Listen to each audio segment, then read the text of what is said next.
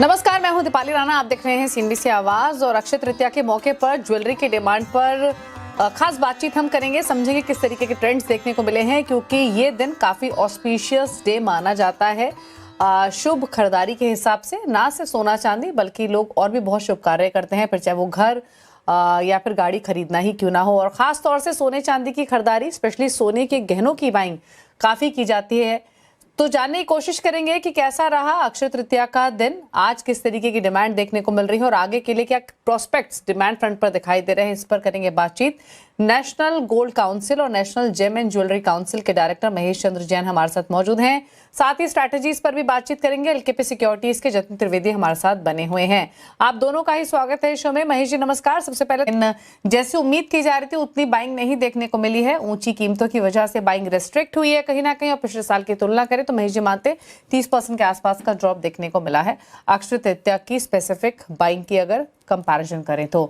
लेकिन चलिए trading strategies पर करते हैं फोकस। पहले सोने पर ही एक राय ले लेते हैं। इंटरनेशनल मार्केट्स में 4800 के आसपास सोना कारोबार करते हुए दिखाई दे रहा है। हालांकि अभी भी यूएस ईरान टेंशंस बनी हुई हैं, हर दिन कुछ नई अपडेट आती है। वापस से इन टेंशंस को लेकर एक रिन्यू कंसर्न्स इमर्ज हुए हैं। बट क्या व्यू है इन सरों से वो समझते हैं। क्या राय है आपकी जतिन सोने पर? देखिए, जिस तरह से मार्केट का रिएक्शन है, ओवरऑल सेंटिमेंट वाइज देखने जाएंगे तो रिस्क फैक्टर थोड़ा सा बढ़ा हुआ जरूर है, लेकिन कहीं ना कहीं गोल्ड जो है वो इस पूरे एंगल को कहीं ना कहीं साइडवेज मोमेंटम से दर्शा रहा है। अब गोल्ड की चाल जो है, सोने की चाल जो है, कहीं ना कहीं रेंज बाउंड में फंसी हुई है, जहाँ पर एक बड़ा ट्रिगर जो है वो अवेटेड है, मुझे ऐसा लग रहा है। और जब तक ये ट्रिगर कंफर्मेशन वाला नहीं आता, तब तक सोना जो है आपको ये एक रेंज टेरिटरी के अंदर ही देखने मिलेगा। और ये जो रेंज टेरिटरी है वो कहीं ना कहीं 1,55,250 ऑन द हायर एंड और लोअर एंड पर 1,51,800। इस रेंज के अंदर जो है वो कहीं न कहीं 3 से 3,500 पॉइंट के रेंज के अंदर फँसा हुआ है सोना।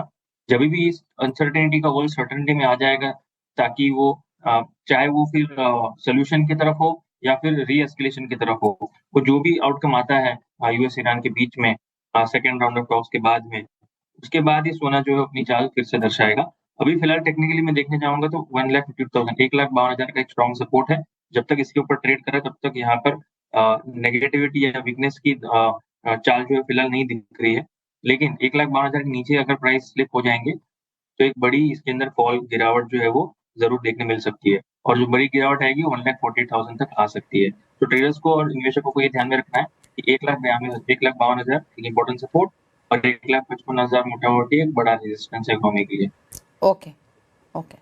तो 1,52,000 नीचे की तरफ, 1,55,000 ऊपर की तरफ इंपॉर्टेंट लेवल्स रहेंगे, इनको गौर कीजिए, स्पेशली उन लोगों के लिए जो ट्रेडिंग करते हैं। अच्छा, चांदी पर राय क्या रहेगी? घरेलू बाजार में 2.5 लाख के आसपास ट्रेड करा, आज तो 2%, 2.25% नीचे। इंटरनेशनल मार्केट्स में $80 के आसपास है, क्या व्यू? दीपाली, देखिए वीकनेस का व्यू है किस तरह से बेस मेटल मार्केट के अंदर थोड़ा-सा प्रॉफिट बुकिंग का दौर जो है वो देखने मिला था हायर साइड से। लेकिन शुक्रवार के दिन हमने एक अच्छा खासा बाउंस बैक देखा था सभी एसेट क्लासेस में, क्योंकि कच्चा तेल जो है कहीं न कहीं 10 से 12% की गिरावट दिखा चुका था। लेकिन अब ये थोड़ा-सा एंगल रिवर्स हो चुका है। ओवर द वीकेंड जो डेवलपमेंट्स फिर से चेंज हुए हैं, जहाँ पर लग रहा था कि सॉल्यूशन की तरफ जा रही है यूएस ईरान की बातचीत। अब वो थोड़ा-सा अनसर्टेनिटी की तरफ माहौल है। तो सिल्वर के अंदर थोड़ा-सा वीकनेस जो है वो इसीलिए देखने मिल रहा है, क्योंकि बेस मेटल का सपोर्ट अभी फिलहाल थोड़ा-सा वीकनेस में है और साथ ही साथ में अनसर्टेनिटी के कारण से यहाँ पे प्रॉफिट बुकिंग देखने मिल रही है। हायर साइड पे 2,55,000 से लेके 2,56,000 एक बेस रेजिस्टेंस फॉर्मेशन की तरीके से काम करेगा और लोअर एंड पे 2,45,000 से लेके 2,42,000 ये रेंज नीचे में एक बार के लिए छूने जा सकता है। तो थोड़ा-सा वीकनेस का ट्रेंड मुझे लग रहा है। जब तक क्लोजिंग बेसिस पे 2,56,000 के ऊपर फिर से ट्रेड करना शुरू नहीं करता, तब तक थोड़ा-सा वीकनेस का माहौल रह सकता है इसके अंदर। और लोअर एंड पर जब भी 2,45,000 के आस-पास मिलता है, तब वहाँ पे उसे सपोर्ट देखने में मिल सकता है। ओके, तो ये रह रही आपके लिए सोने और चांदी दोनों पर। रुकने से के साथ एक ब्रेक के लिए लौटेंगे तो कच्चे तेल पर खासतौर से चर्चा करेंगे, साथ ही एग्री बाजार पर भी लेंगे आउटलुक। जगह पर साथ ही छोटे से ब्रेक के बाद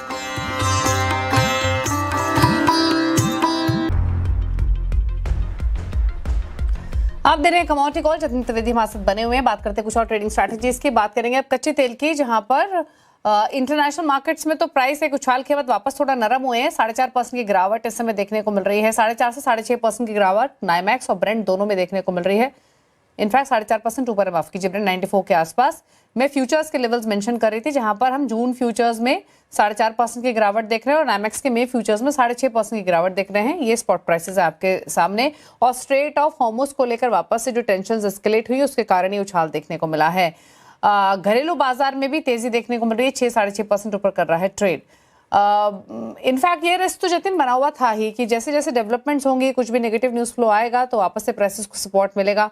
बट अगेन सवाल वही कि रेंज यहाँ क्या रह सकती है हर लाइकलीहुड में, नीचे ऊपर की तरफ।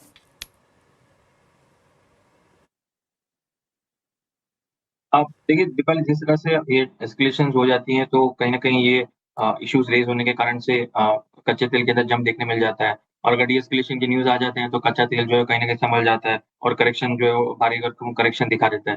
तो रेंज काफ़ी बड़ी वॉलेटाइल है। जिस तरह से शुक्रवार के दिन हमने देखा था कि 10 से 12% से ज़्यादा की गिरावट दिखने मिली थी। तो वहाँ पर भाव जो है वो कहीं न कहीं 8,000 के नीचे हमारे घरेलू बाज़ार में फिसलते हुए देखने मिले थे ऑलमोस्ट। अब यहाँ पे घरेलू बाज़ार में अगर हम देखें तो 7300 से लेके 7200 का लो बनाया है शुक्रवार को। अब फिर से हम 8,000 के ऊपर ट्रेड कर रहे हैं। तो वोलेटाइल रेंज काफ़ी बड़ी है और ये जो रेंज है वो कहीं न कहीं हायर साइड पे 8,500 से 8,700 की रेंज है हायर साइड पे, और लो एंड पे 7,200 से 7,500 की रेंज है। तो ये रेंज के अंदर लोअर एंड और बॉटम रेंज, हायर रेंज और लोअर रेंज दोनों मैं दे चुका हूँ। 8,500 हायर रेंज पे और 7,500 लोअर रेंज पे। ओके, तो ये बात हुई कच्चे तेल की। फटाफट से एक नजर डाल लेते हैं बेस मेटल पैक पर भी। और इस समय अगर देखें तो बेस मेटल्स में कोई खास एक्शन देखने को नहीं मिल रहा है, सुस्ती के साथ ही ट्रेड हो रहा है। फिर चाहे आप जिंक देखिए, एल्यूमिनियम देखिए, कॉपर देखिए, निकल देखिए, फ्लैट है। कुछ बेस मेटल्स लाल निशान में, कुछ हरे निशान में। कोई ट्रेडिंग व्यू या ट्रेडिंग पिक बेस मेटल से? जिंक के अंदर एक बाइंग कॉल इनिशिएट करके चल सकते हैं। जिंक का जो है वो अच्छी खासी हेल्दी ट्रेंड के अंदर चल रहा है मेरे हिसाब से। यहाँ पे जब तक प्राइसेस 335 के ऊपर ट्रेड कर रहे हैं तब तक पॉजिटिविटी के साथ ही इसको देखना चाहिए जिंक को। हायर साइड में 347 से 350 के टारगेट्स के लिए जिंक के अंदर खरीदारी की सलाह रहेगी। अच्छा, एग्री कमोडिटी पैक में ग्वार पैक पर क्या सलाह रहेगी? दोनों ही ग्वार गम, ग्वार सीड 3.5-4% ऊपर है आज के सेशन में। दीपाली देखिए, गौरगम जब तक 10,500 के ऊपर ट्रेड कर रहा है तब तक थोड़ा सा पॉजिटिव आउटलुक लेके के चल सकते हैं। ओवरऑल सेटअप जो है पॉजिटिव है थोड़ा सा इस हफ्ते के हिसाब से। अगर मैं देखने जाऊंगा तो हायर साइड पे 11,700 से 11,900 की रेजिस्टेंस है, उस लेवल तक की यहाँ पे पोजीशन बनाकर चल सकते हैं। गौर सी 5,400 के ऊपर जब तक ट्रेड कर रहे हैं तब तक आउटलुक थोड़ा सा पॉजिटिव दिख रहा है इस हफ्ते। हालांकि दोनों ही बड़ी गैप अप साथ ट्रेड कर रहे हैं तो थोड़ा सा रिट्रेस होता है 11,200 से लेके 11,000 के बीच में गौरगम, और 5,600 से 5,500 के आसपास गौर सीट मिल जाता है, तब वहाँ पे री एंट्री के हिसाब से सोच सकते हैं। या फिर जिनकी लॉन्ग पोजीशन में बने रह सकते हैं, 6,200 के टारगेट गौर सीट में दिख रहे हैं और 11,750 से 11,900 के टारगेट गौरगम में दिख रहे हैं। ओके, और साथ ही स्पाइसेस के पैक में क्या व्यू होगा, खासतौर से कोरिएंडर पर जो कि कंसिस्टेंटली आउट परफॉर्म कर रहा है, लगातार स्ट्रेंथ दिखा रहा है? राइटली पिक कोरिएंडर जो है, धनिया जो है, कहीं न कहीं एक ट्रेंड जो है काफ़ी हद तक पॉजिटिविटी के साथ में है। काफ़ी दिनों से इसके अंदर पॉजिटिविटी की ट्रेंड है। 12,500 के ऊपर ये ट्रेड करते हुए जब मिल रहा है, जब तक ये पॉजिटिविटी के साथ ये ट्रेंड जो है मुझे लग रहा है ये पकड़ के रहेंगे। इम्पोर्टेंट ज़ोन है 12,500 के।